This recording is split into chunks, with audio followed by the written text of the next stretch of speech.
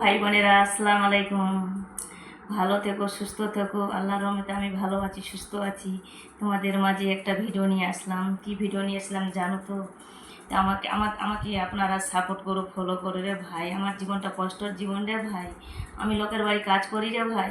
কাজ করে আমাদের 3 বেলা 3 মুঠো ভাত জুটে রে ভাই।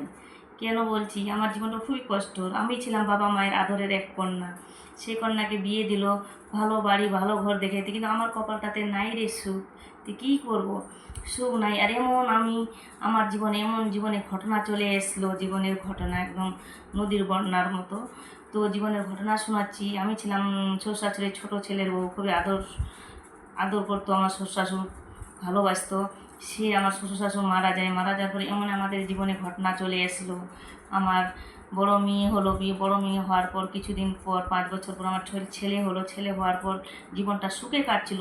সুখে কাটতে কাটতে জীবনের মতো এমন এসে গেল আমার একদম নদীর বন্যার মতন ঝড়। এই ঝড় এসে আমার জীবনটা উলট পালট হয়ে গেল। উলট পালট তো হয়ে গেল। তখন আমি কি করব, কোথায় যাব, কি করব? তখন আমরা চলে আসলাম দিল্লি। দিল্লি এসে রে ভাই এই যে কাজ করা শুরু করেছি। এই জীবনটা আমাদের কষ্টের এই জীবন। কত সকালে আমাদেরকে উঠতে হয়, 4টায় 4:30টায় উঠি, রান্না বান্না করে, চা পানি বানিয়ে খেয়ে, টিফিন প্যাক করে আবার কাজে আসতে হয়। আমার ছেলেও কাজে যায়, আমার হাজব্যান্ড কাজে যায়, আমি কাজে আসি। তো আমাদের জীবনটা কষ্টের জীবন, কাজেরই জীবন। কাজ ছাড়া আমাদের কিছু নেই। আল্লাহর কাছে দোয়া মাঙ্গি দু হাতে, আল্লাহ আমাদের হাত পা শরীর সুস্থ রাখো, ভালো রেখো। আমরা জানি 2 হাত 2 মুঠে খেতে পারি, কাম করতে পারি। আল্লাহর কাছে এটাই শুকুর ভাই।